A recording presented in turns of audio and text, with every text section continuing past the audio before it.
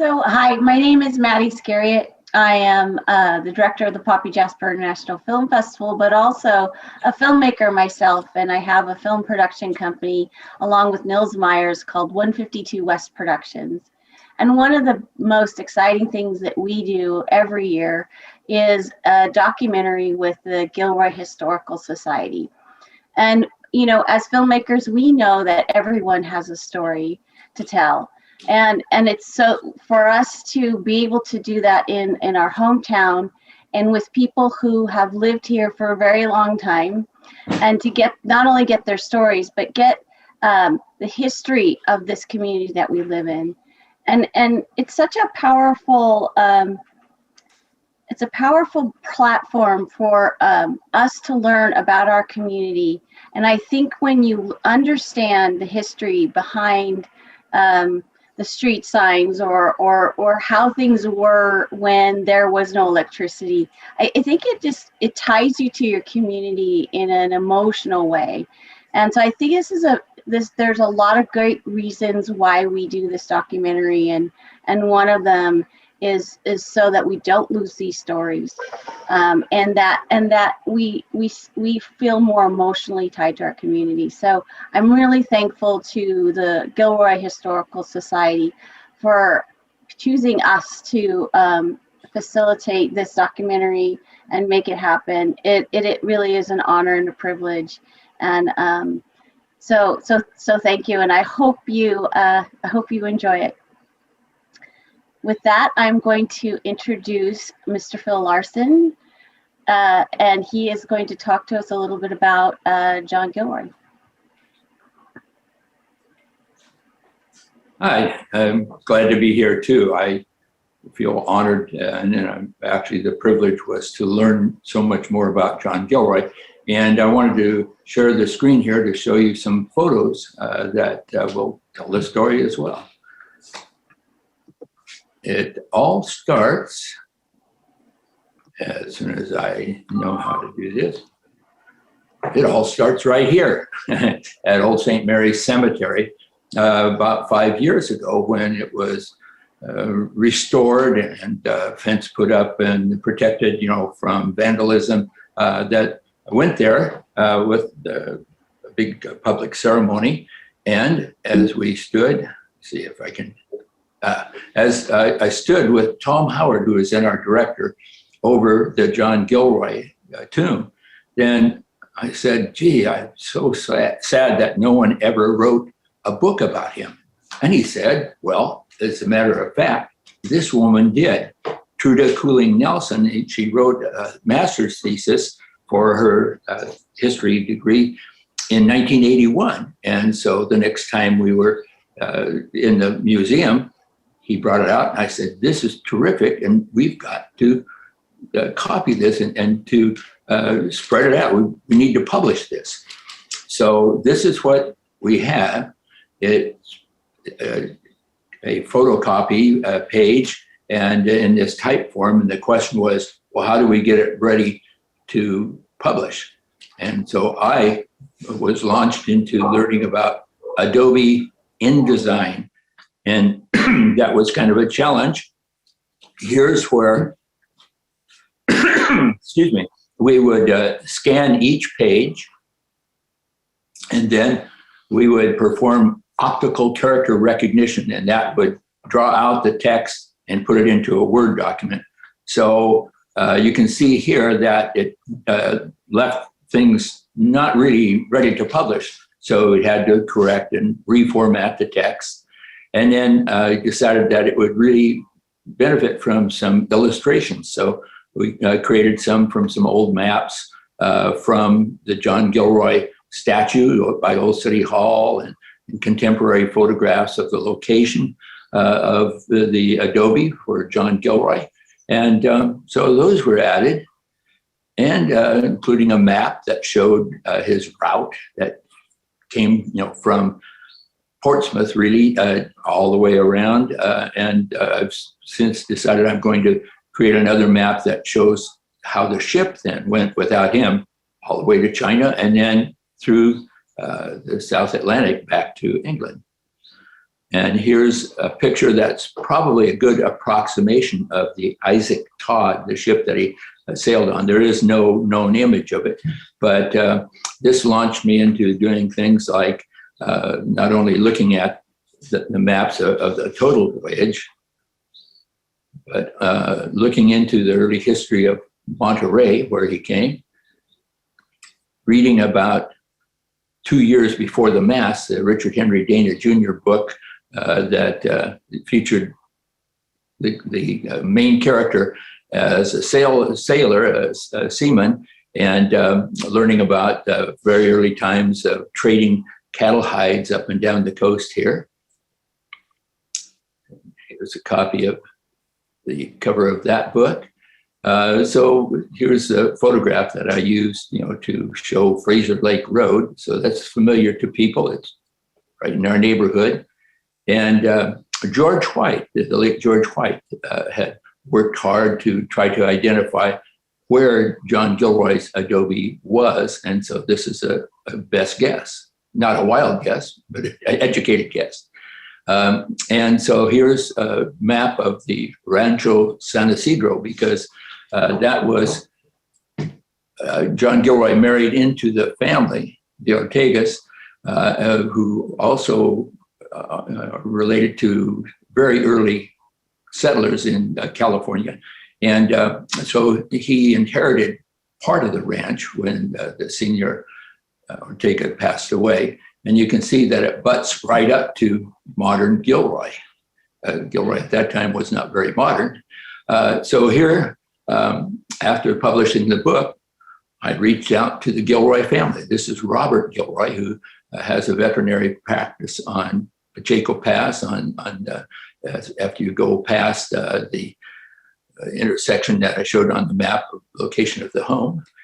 We had, for another photo, actually put a mask on ourselves and John Gilroy, just to be safe, so he didn't catch anything.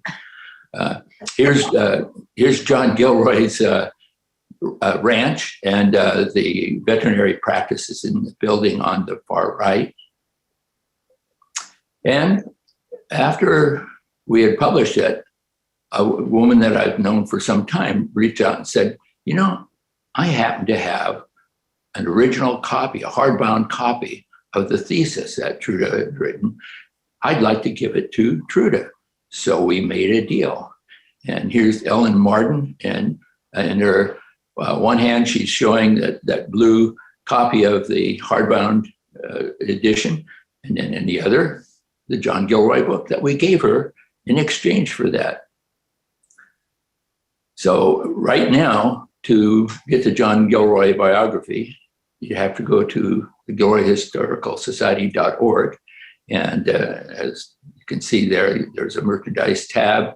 And so you can watch those oral history films from earlier days on there. And you can also, if you talk to Susan Voss, who's our manager, you can tell her that Phill Laursen said he will personally deliver the books to you if you live in the area, and you can save $5 shipping on that.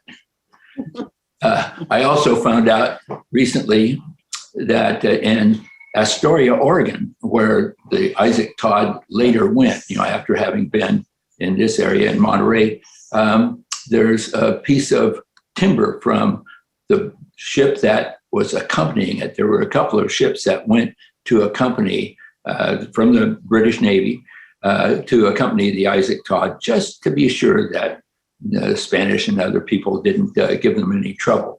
But that ship had an accident leaving the harbor, and now we actually have a piece of the accompanying boat that protected the Isaac Todd. And I think, if I can get back to my screen, I don't stop the share up here. My mouse is not operating right. But I think that's kind of an overview that hopefully will satisfy some people. And I hope everyone gets a copy of the book, because it's very well written. I can't take any credit for authorship on it. Truda has done a wonderful job. She's in her late 80s now and living in a retirement facility outside of Sacramento.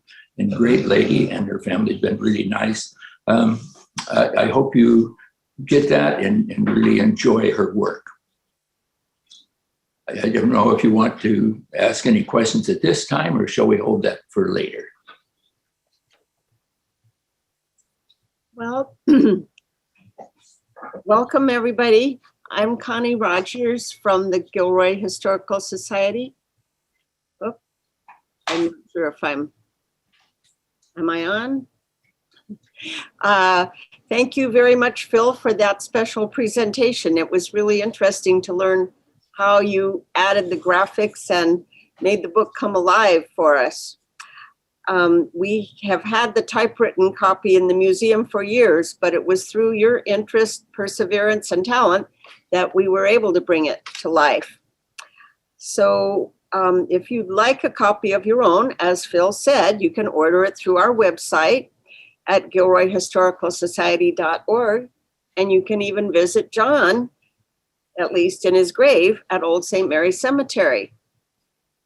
We want to thank the County of Santa Clara for enabling us to present both the John Gilroy biography and the film you're about to see through their historic grant program.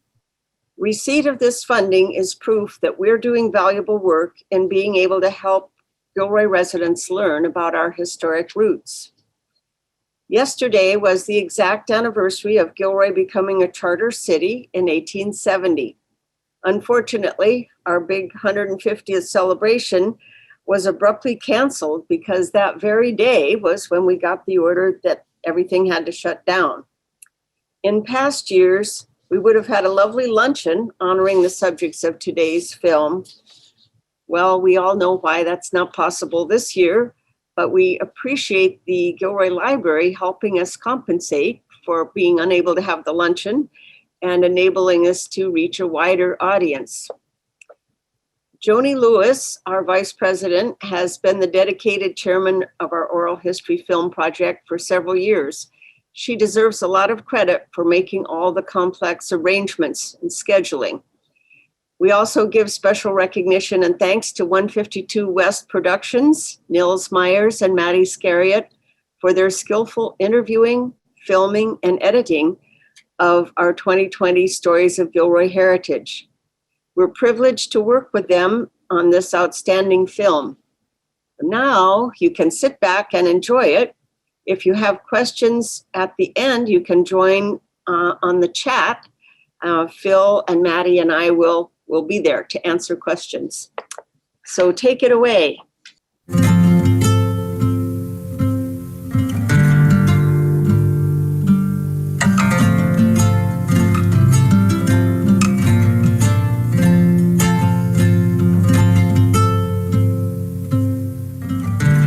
What was Gilroy like? It was wonderful. We have never as a community experienced a time like that in the 40s, 50s, even the 60s. Gilroy was in its innocent days. A very small, very, very social community. There was a true community here. And that even went down to you better not get into trouble because someone would call your mom before you got home from school. People used to do a lot of visiting, and everybody knew each other. It was orchards, orchards, and more orchards. Lots of really good fruit and beautiful soil, dark earth. I mean, you look at it and it's like gorgeous, the land. And that's how the Santa Clara Valley was.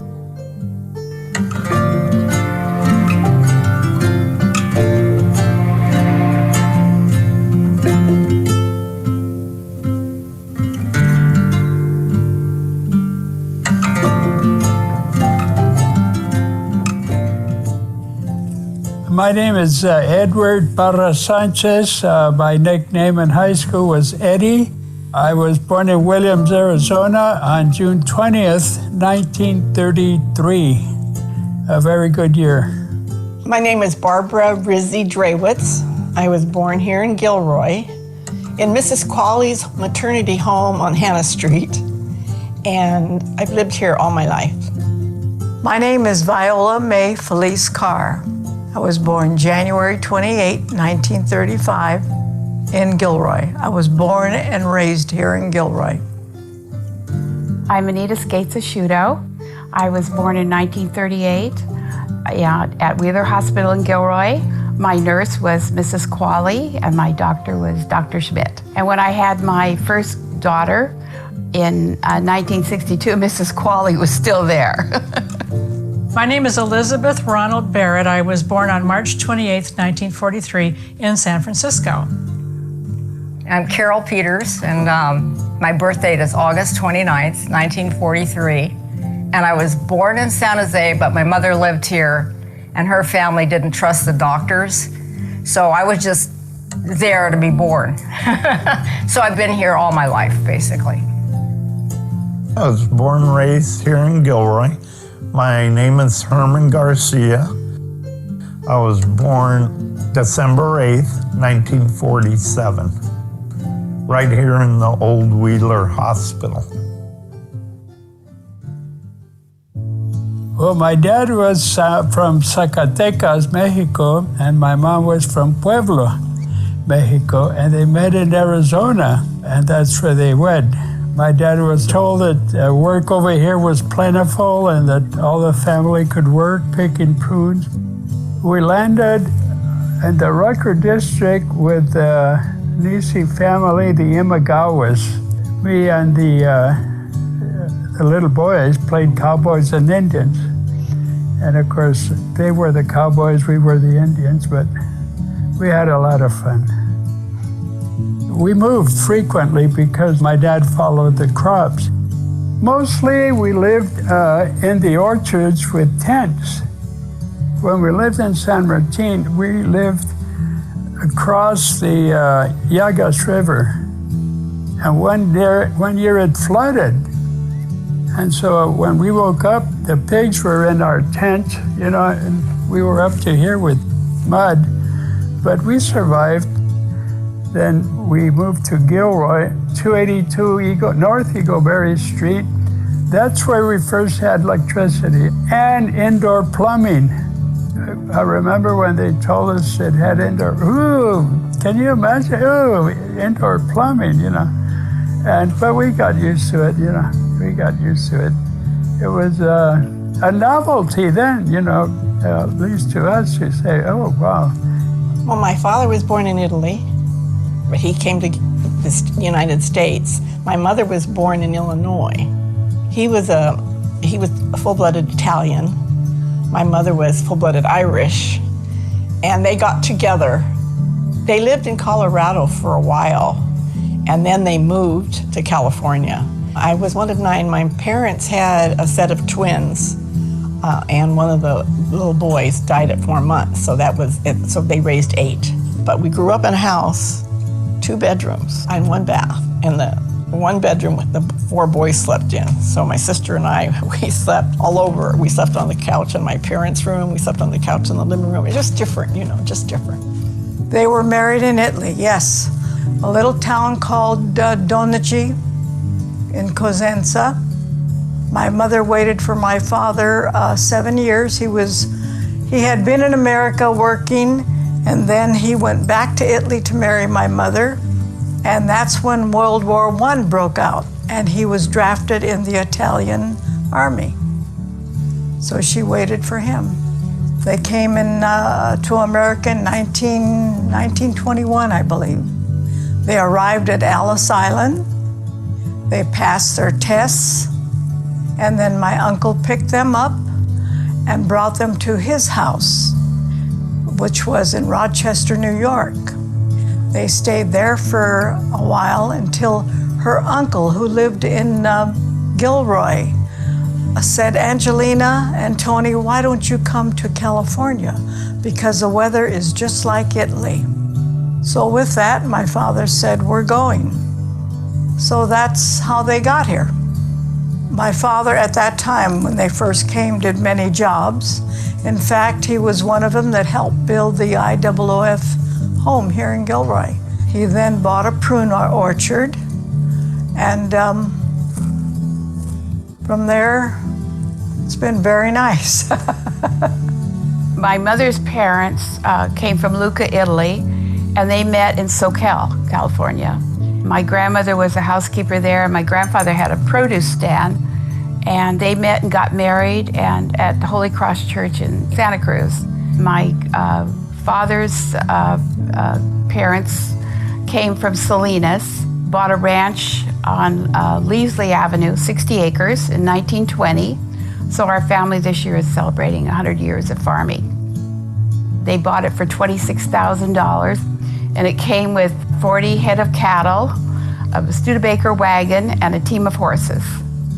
And they farmed it and had a dairy, which they sold milk and cream and butter to all the locals here in town. My parents were married in 1936, and they met here in Gilroy. My mother was a baker. She baked huge chiffon cakes. Everybody in town knew about her chiffon cakes. My father kept the ranch going. That's what he did. They grew tomatoes and garlic then, and sugar beets for sprinkled sugar in Salinas. And he also worked for Castro Valley Ranch, the 5,000-acre ranch south of Gilroy. And it was a Carpenter Chase ranch, so I got to go up there and ride horses, and we fished. And Mr. Chase's daughter married the Duke of Scotland, so in the summer, they would come over, and I got to play with the grandchildren.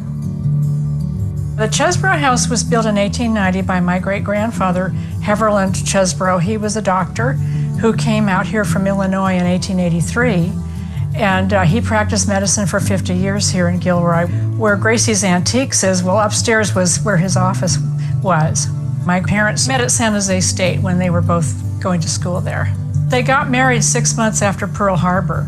My dad was already in the Navy because he didn't want to be drafted. He wanted to choose which branch of service. So he joined the Navy, and he graduated a year before my mom, and he was already stationed in San Francisco at the time. When I was about 9 months old, my father got shipped out to the South Pacific, and my mom didn't want to stay with just a baby in an apartment up in San Francisco, and her parents lived in Gilroy, so she brought me home, and we lived with them for about a year, and then they were building some new little houses on Doughty Street between 5th and 6th. They're still their little cottages. My grandparents bought one for $4,000, and they gave it to my parents for a gift, so that if my dad didn't come home from the war, my mom and I would have a place to live. But my dad did come home all in one piece. My father was supposed to go and be a professor of English literature at San Jose State, but the war came along. And he had put his way through San Jose State working for a car dealer in San Jose, and he knew how to be a good salesman. So the war ended, he comes home, he's got a wife and an almost 3-year-old daughter, he has to earn some money. So he bought the Studebaker franchise because Studebaker was one of the first companies to gear back up after the war. Most of those manufacturing companies had gone into war material during the war. So as soon as new cars came on the market, the public was so hungry for something new. And so he bought the Studebaker franchise, and then he bought the used car lot across the street. So he had quite a business going there, especially because Old City Hall was still the City Hall. And all the businessmen gathered down there, and they went to lunch at the Milius. So it was 6th and Monterey was quite a hub of business back in those days. Well, my grandfather and grandmother lived on Murray Avenue, right by Chevy's. And then they had a little, I don't know how many acres of prunes. And my dad, I think he was born in Chittenden Pass in Aromas, but my grandmother had them in the house. So there's no birth certificates. Talk about rugged. She came over from Italy. My grandfather came first. My grandmother came after him on the ship, pregnant, had my Aunt Mary on the boat. So having my dad in a house, I guess, was huge. My mom lived in San Jose, and she came from a real big Italian family. My dad's family's Italian. Her brother worked at BG where my dad worked. So she had 8 sisters. So he said, come home with me. You got a whole pick. So my uncle, Jakim, brought my dad to San Jose, met my mom, and then they got married. But it's really weird because my mom, I always think the city mouse and the country mouse. My dad was so country, sang in a country western band. did all the cowboy stuff. My mother was a city girl, so it was kind of like she was out of her comfort area for a while. He was charming and she was beautiful and it was cool, so. My parents were from Texas. My mom was from Texas. My father was born in Matamoros, Tamaulipas, in Mexico, border town. And as a baby, his family migrated over to the United States, and he grew up in a little town, San Benito, Texas, right off the border. Well, they met in Texas, okay, and this is right before the war. And my dad wanted to marry my mom, and my grandfather, Daniel Reese, said, no, you can't marry her because you're going off to war, and if you get her pregnant and get killed over there, now she's over here on her own with a baby, right? And so meanwhile, while he was off in Europe, the family, my grandparents, and all the kids, there were 9 of them, moved to Gilroy, right? And they bought a big apartment house on Eagleberry Street, 7th and Eagleberry, called the Guadalupe Apartments. My dad came back. He went to Texas looking for her, and they weren't there. So he came out to California looking for them. And he rented a room at the Melius Hotel for about 3 days, looking in town for my mom. Couldn't find him. And then one day, he was walking by the Strand Theater downtown, and one of my mom's brothers was in line going in to see a movie, and they bumped into each other. And he says, hey man, I've been here 3 days looking for Mary, right? And they got back together.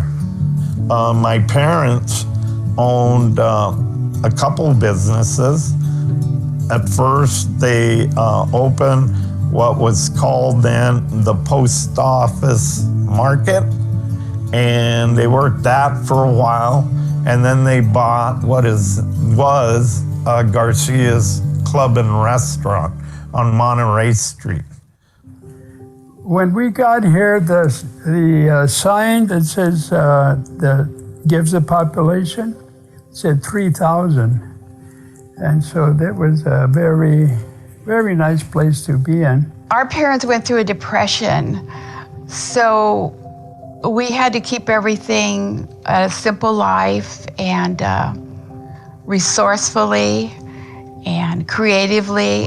It was very rural. We'd ride our bikes everywhere. I mean, my parents didn't, as long as I was home by a certain time, it was so safe. And I remember when I first got my first bike, I was able to ride to New Gilroy Bakery. My mother would call Mary Perzoli and tell her I was coming to get the bread, and then Mary would call my mother back to tell her that I was on my way home. Gilroy, when we delivered the paper, there were no cars parked on the street. Absolutely none. You know, we could zigzag and not fear being hit. Well, what I like to do, we used to play in the streets. In the middle of the street, we played kick the can and stuff like that. I like to do that. We played hide and seek. So we all played together out on the sidewalk, and there was a fire whistle at noon from the fire department on 5th Street, and then there was a fire whistle at 5, and that governed our life in addition to the whistle at the cannery, the Felice and Pirelli cannery. So that's before school age. We would play until either the noon fire whistle would go off, and then by the 5 o'clock whistle, we knew we had to come in and get ready for dinner. So our lives were kind of organized around that. And another thing that was interesting in Gilroy, when we had a fire, I remember there was a code that they mailed to you, and the horn would blow, and if it was at 35 or something, you knew it was on Eagleberry and 6th Street. That was always a fun thing. You know, everybody in town knew where the fires were. So when we were young, yeah, we'd walk all over. We'd go down to cut cots, pick prunes on 6th Street. We go down the creek. We go a lot of places when we could. Mama didn't really know everything we were gonna do, but. As the war ended and the men came home, families grew. And we had a lot of kids on the block. Mrs. Ebaugh, Dr. Ebaugh, the veterinarian's wife, they lived right around the corner. And she said one time she counted 43 children in one square block. The only street when I was raised, when I was growing up, was Prince Valley. And there were no streets after that west. It was all orchards, etc. So that's how it was. And then the streets, residential streets, actually stopped on 6th Street. And it was a prune orchard, and we picked prunes at that orchard, and there was apricots too growing. So we picked prunes and we cut cots. We walked over, you know, where Christmas Hill is now. We cut cots in there. When we get older, we all had to cut apricots. I went when I could stand on a box. That's how young I was. We lived on a ranch. Well, in those days it was called a ranch. It was a farm, a prune farm. I learned to drive when I was 7 years old in the orchard. It was a Model T Ford flatbed. I called it a putt-putt. Anyway, I drove the truck in the orchard. My father had prune pickers. And when they picked prunes, they had boxes to put the prunes in. And they would, once that box was full, then the prune pickers would stack the boxes at the end of a row. That's when I came into play. I had to drive the truck. And my brothers and my father would pick the boxes up and load them onto the back of the flatbed truck. For me, that was fun. My mom would tell us, okay, when you, my sister and my brother and I, as soon as you pick a ton, which are 40 boxes, you can play the rest of the time. And of course, whatever time we finished, we had 2 or 3 boxes left. No, there's 2 boxes missing, there's 1 box missing. And by that time, it was 5 to 5, or time to go home. My mother was very intelligent. She knew how to handle us. Then once the prunes were picked, before we got a dehydrator, which was, they dried the prunes, we used to lay them on trays. Those trays had to be carried to a field to dry in the sun. So that's when I got to drive the truck again. We had a lot of animals. We had a horse. We had a cow. We had a bunch of chickens. Getting the eggs out of the chickens, that used to freak me out. Reach under the chicken, you know.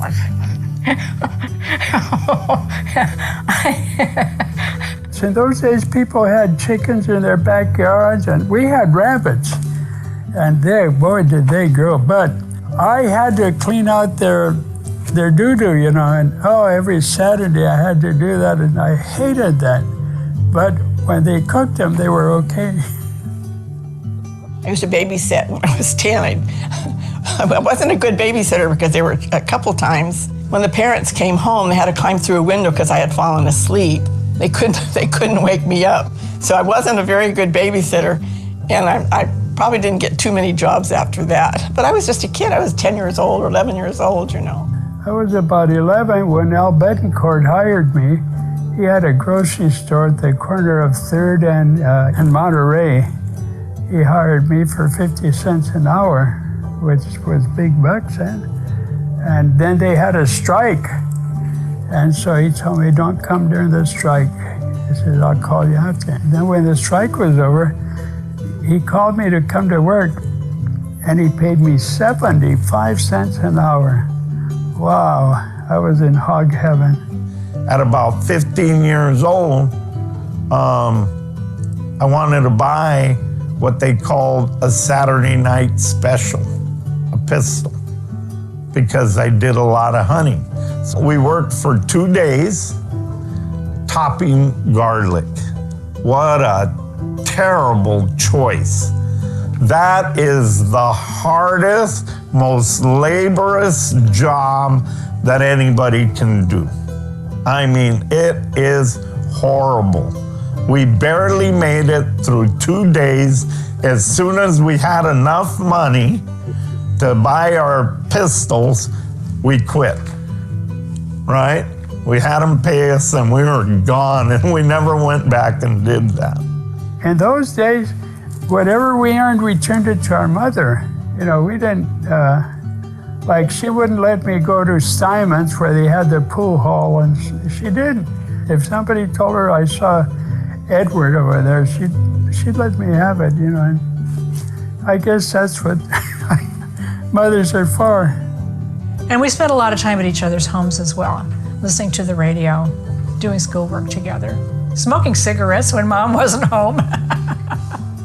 When I was 13 years old, it was just my mother and I living. My father had passed away, and Mama didn't drive, and we were out in the country. My mother came to me and she says, Viola, today you're going to take me to town. I need to go to town. I need things. Ma, I don't have a driver's license. It's okay. You're going to do just fine. I remember driving into town, and I parked on Martin Street. I went through the back way into town, parked on Martin, and worked out just fine.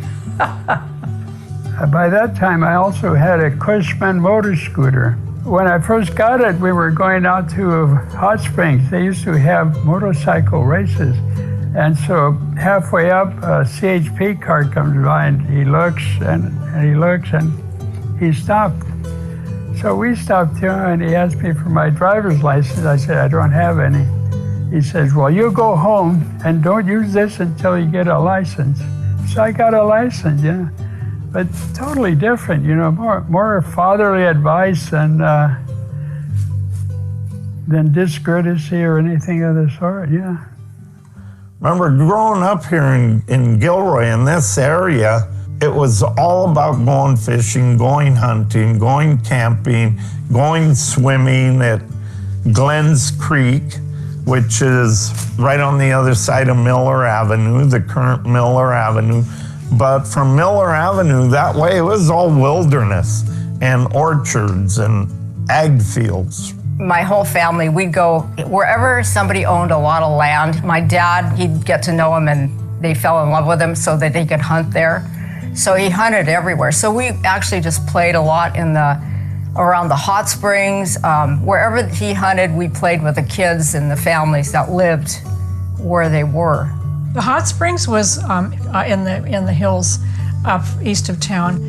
When we went to Gilroy Hot Springs, it took maybe, I was going to say half an hour, maybe a little longer. We drove more slowly in those days, and the road was very windy. Plus, it was scenic, so we'd sort of stop and look at the view. And then you'd get there and have a picnic and just loll around by the pool and jump in and out of the pool. But it was just nice to go up there and enjoy the warm water. And nearly everybody you knew would go up there as well and just spend, it was a great day away without going too far, and the drive home was always pleasant as well. I delivered the dispatch, which came out 5 days a week. And I had the route on Monterey Street down to 7th and then back to 2nd. The Busy Bee restaurant was a little dinky place. And Selena always gave me a piece of pie, you know. And, oh, I loved that, so I was in a hurry to get there. We had a Gilroy dispatch every day, and Gertrude Lake was our little social writer, so we always waited for the paper to come to see what all the social gatherings were, what was happening in Gilroy. When I was delivering the dispatch, I would read the dispatch to find out what was happening, you know, because they had some minor stories of where the soldiers were, what they were doing. And so I would translate that to Mama, my mother, and then that's where I learned to read somewhat and write somewhat, you know, so that was good education for me. I learned a lot of Spanish in Gilroy. My dad spoke Spanish. He had a minor in Spanish. And he was one of the early car dealers in Gilroy that kind of expanded his business. And because he knew Spanish, it was just wonderful because people could go to him that didn't know English, and he was able to sell them a lot of cars, and they liked him very much. And also in those days at Jordan School, there was this big playground, and these poor little kids would come up from Mexico. They wouldn't know any English. There was no ESL in those days.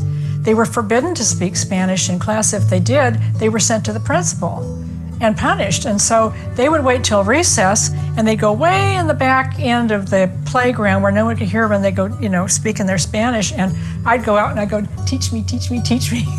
And so that's how I began to be interested. I wanted to know what they were saying. And also I knew when my mom and dad were going to go out on a dinner date and not take me because my dad would say something in Spanish to my mother. And I knew I was going to get a babysitter. So that kind of sparked, hearing so much Spanish around town, because Gilroy has always had close to 50% Spanish-speaking people, and I always admired the way they were able to switch from the children especially were so bilingual, and I just think it's wonderful to be able to speak a couple of languages easily. We moved to Gilroy.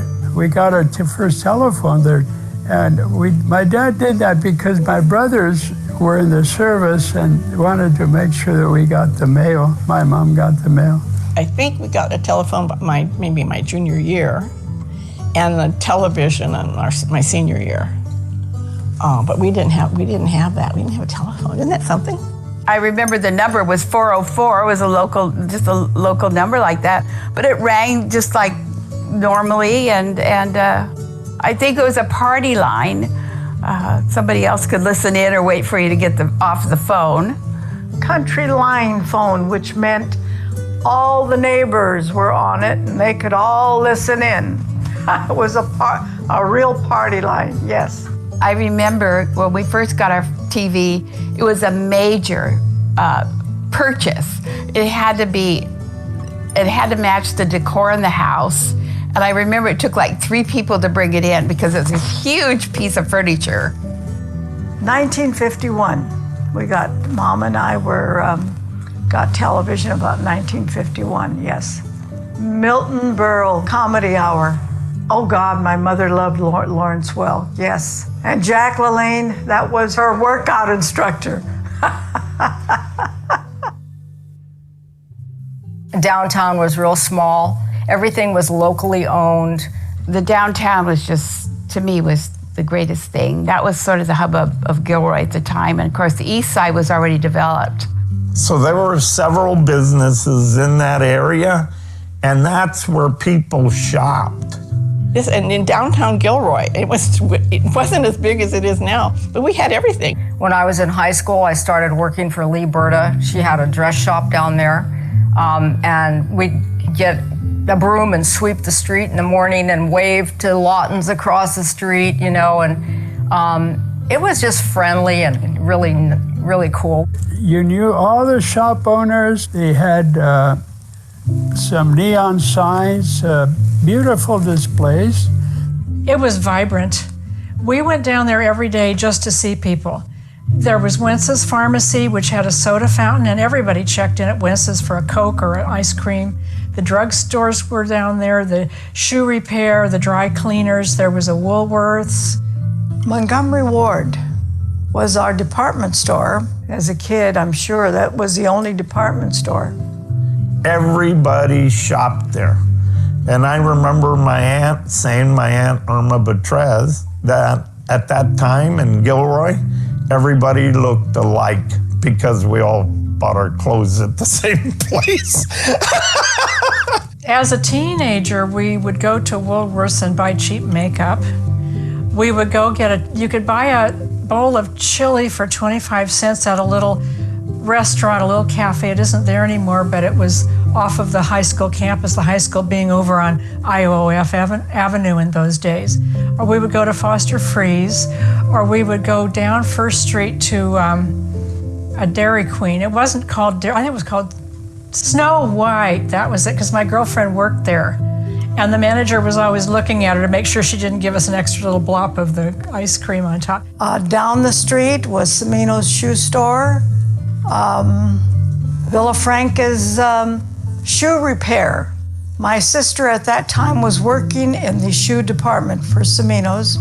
Mr. Villafranca came across the street to talk to her, and he said, "Clara, look at my thumb." He had split it open, and he sewed it himself, dear God. And as a little kid, that always stuck in my mind, and he was very proud of it. I mean, this was a kind of town that people knew each other. So everybody who knew anybody was in Gilroy. Sometimes some people would go a couple times a day just to say hi to their friends.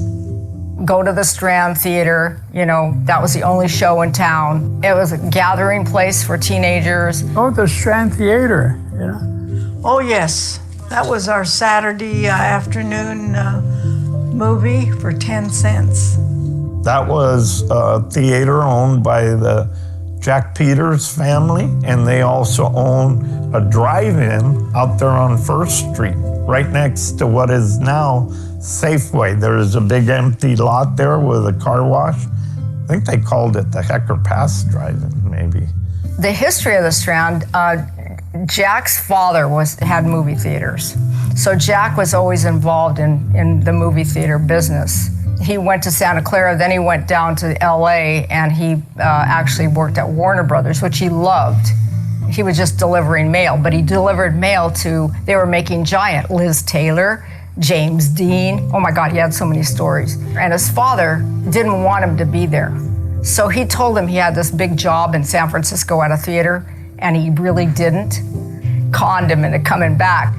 He worked at a couple theaters, I think in Roseville, and then the one in Gilroy, his father had owned with another man, and the other man sold it out to the dad, and then Jack, I guess, became partners in that, and that's how he came to Gilroy. I was a traffic cop when I was in school, and every month I think they used to give us a pass, and we thought that was really great. So we just had to buy popcorn. My mom would give each one of us kids like 40 cents.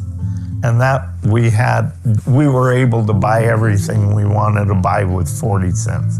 I think it was 10 cents was the ticket price to go in.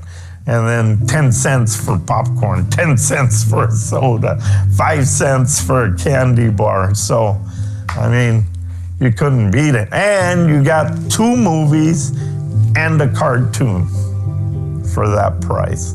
I don't remember the first movie I saw, but I suppose it was Cowboys and Indian, We had The Lone Ranger, we had the Sons of the Pioneers, the singers, We saw a lot of Roy Rogers and Harvey Girls with Judy Garland. And then he'd have stage shows. He even brought a horse on stage once, because on Wednesday night he had the Mexican movies, and he had Cantinflas there in person. He had a lot of the stars, so he'd pack the place, and I think one of the stars brought their horse. So that's how rural this place was.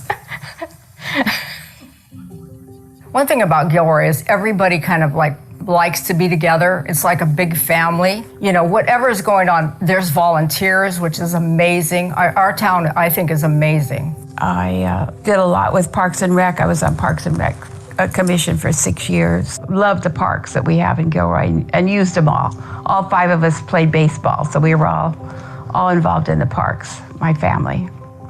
My mom she was a stay-at-home mom, and she was very active in a lot of community things. Our family belonged to St. Stephen's Church, and she was one of the early members of the Gilroy Historical Society. She and Armand White kind of powwowed, and a few other people to get the Historical Society started. And at one point they were going to tear down Old City Hall and turn it into a parking lot. And she went to all the city council meetings, and even her family said, "You're starting to embarrass us," because she'd go down and just pound the desk and say, "You've got to save history." Well, we had Gymkhana days. First we used to have just the rodeos, and then we started having the parade. Lee Berta, who owned the dress shop, was talking to George Milius, and the 2 of them actually started the Bonanza Days. They got together, I remember them discussing the name, how they were going to name it and what was going to happen, and they had all kinds of things going on, but most of the focus was on this big parade. we all got involved as far as making floats for the parade. I've got a picture of one that we won first place with the kids. It was a kiddie parade. It was something to do, and it brought in people from all over. So there was Gymkhana, Bonanza Days, and then Gilroy Garlic Festival. Somebody came up with the idea of doing a garlic festival. So we got involved. The first year we built our booth down at the, it was a Curly Ranch, I think at the time, and some kind of a little narrow, we ended up making some food. I don't even remember what it was, but it was like, it's not gonna ever happen again. Let's just do it this year, and look where we're at today. I did volunteer at the Garlic Festival too. It was a fun place to go, you know, it was quite a support for Gilroy. And when we first started, we started doing, the recipes would come in. We'd all go down and get recipes, and we'd have like we'd go to house and everybody would cook all the recipes for the Garlic Festival. And that's how we picked the recipes that were gonna be in for the contest.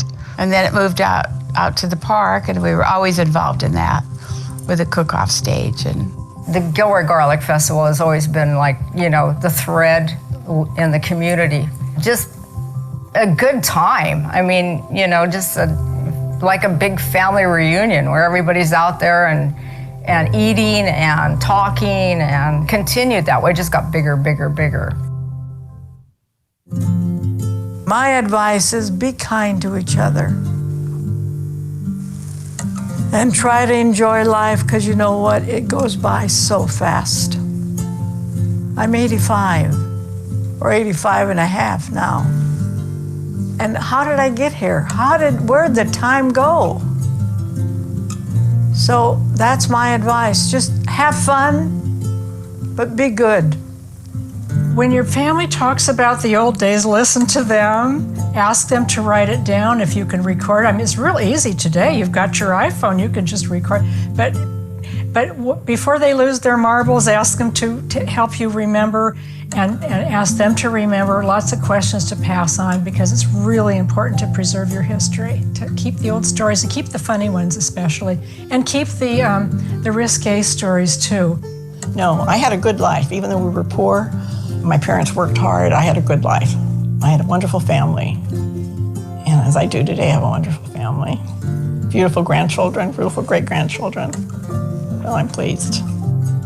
Well, I would probably tell them to love their mother and father and to pray for their children.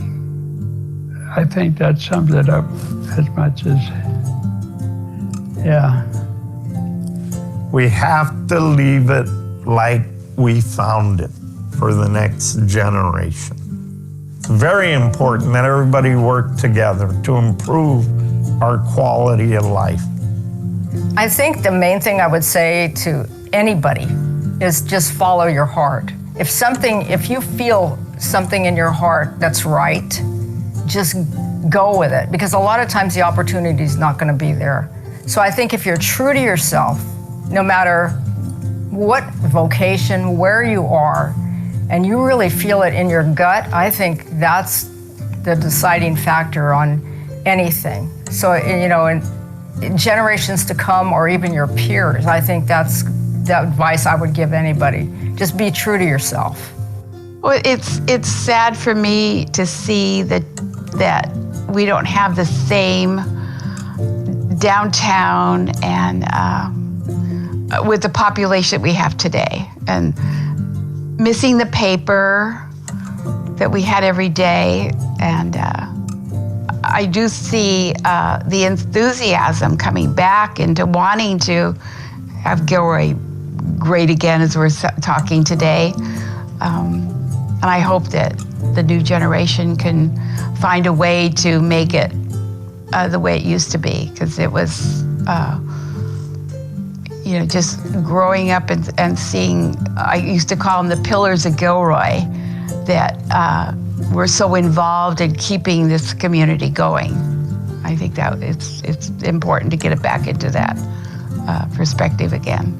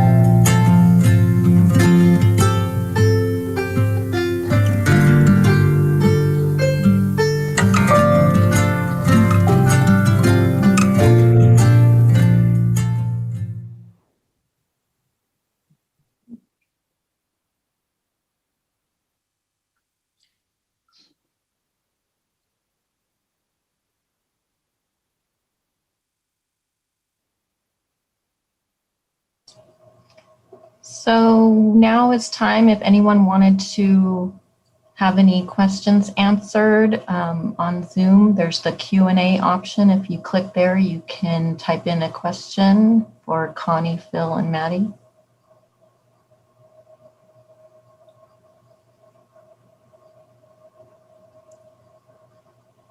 So maybe Connie, you can just talk about some of the other videos available on your website if people are interested in watching previous ones. Yes, I'm glad to talk about that. We have some great ones. We interviewed Sig Sanchez and Al Gagliardi and Muriel Brim. I think we're in our very first one. We've also interviewed Richard Young, who owns Young Signs, and Phill Laursen, who owned the jewelry store downtown. And they were animated, and you could tell how much they loved, their relationship to growing up in Gilroy. So they're all posted on our website, where there are 3 previous videos. Also a tour of the museum. So you can go to gilroyhistoricalsociety.org and you'll see them right away. So we do have a question. It's how difficult was it to choose the background photos for the speaker? Ooh, Mattie better answer that one. It is complicated because you definitely want the photos to be high quality, high resolution. And also we look at, when we put the photos up, that it's not distracting from the person in front of the photo. And it's a little easier with black and white because the person always looks good in front. The colors don't clash. So yeah, a lot of thought goes into that, and we try and have something that the person who's talking has given us. So yeah, a lot of thought goes into that. Thank you for asking. So here's a question for Phill. After spending so much time with the John Gilroy material, is there an idea that might turn into a way to celebrate John Gilroy on an annual basis? Well, I hope so. And I think with Robert Gilroy, I've asked, to get connected with the family. There aren't too many Gilroys in the area now, but I would really like to do that. I've got so much more material about John Gilroy and related topics. Bits taken, say, from books like the 2 Years Before the Mass and so on. I think it would be a wonderful thing to do, and I'm ready to do it when the Gilroys contact me. So a lot of people have been thanking us and thanking 152 West Productions for excellent quality of the finished product, and everyone involved in the Historical Society. I'm not seeing any more questions. If anyone has any questions and you don't get it typed in time, you're welcome to also contact all of us through our respective websites. But I think that might be all the questions today. Yeah, I'd like to make a comment. I forgot to mention that the John Gilroy biography was also funded by a grant from the county. And that was wonderful. It really gave us the wherewithal to publish this. And I also wanted to say something about Mattie and Nils. That film is so wonderful. I mean, it really warms your heart, and the people all were great. And I'm just so glad that we've got that. It's preserving some wonderful, wonderful character of Gilroy. Thank you, Phill. So one of the questions is, can we purchase this film? So we know that people can go on to the website to watch it, but I'm guessing maybe people would like to download it or have it on a DVD. Is there any way to be able to do that? We could have it made into a DVD, but that's probably, I don't know. Nils says that DVDs are not going to last that much longer in the future. So we haven't had them made this year. We have in the past. We have DVDs of the past films. We do have this one on flash drives. The trouble with a flash drive is that, you know, it could be altered by somebody or changed. So we could, the museum could sell you one on a flash drive if that's what you'd like. You could send an email message to gilroy.museum@cityofgilroy.org and say, please put me on a list to purchase a flash drive with the film on it. Vimeo, it's a Vimeo, yeah. Mm-hmm. So currently, yes, people can watch it on Vimeo. And another question here is there a transcript of the interviews? Mattie, I don't think there is, but you have the uncut interviews, you know, individually before they were edited together and blended. So each of the subjects has received or will receive a copy of the film, the final product, and also a copy of their own interview, uncut.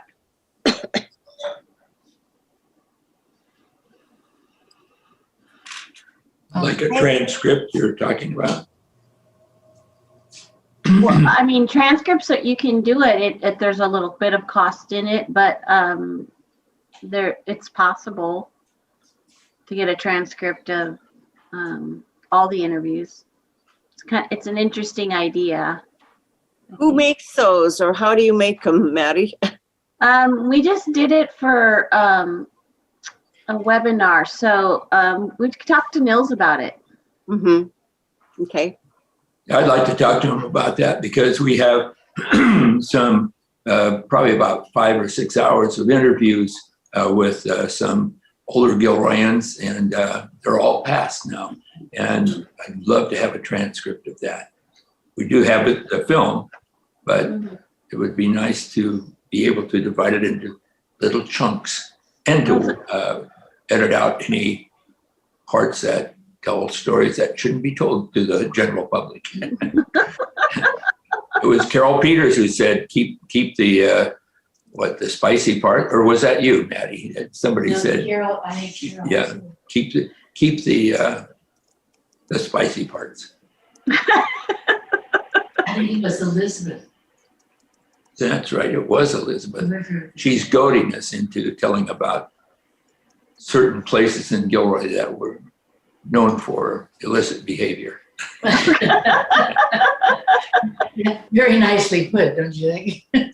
Yeah. So one of the questions here, well, it's more of a statement that it would be great to show this to students. So maybe you could discuss if it's legally okay to show this in a setting like a classroom. Do people need to get permission? Mattie, can you answer that? I think, well, it would be up to you guys. You guys own the documentary, and everyone interviewed has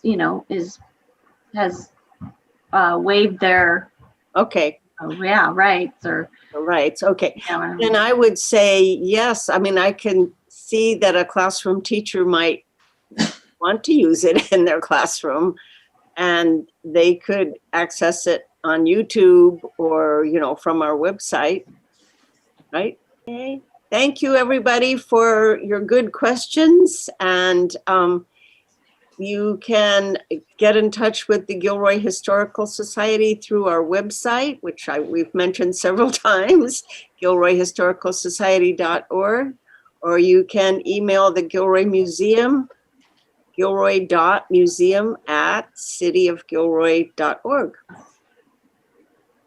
Thank you very much. And special thanks to the library and to Mattie.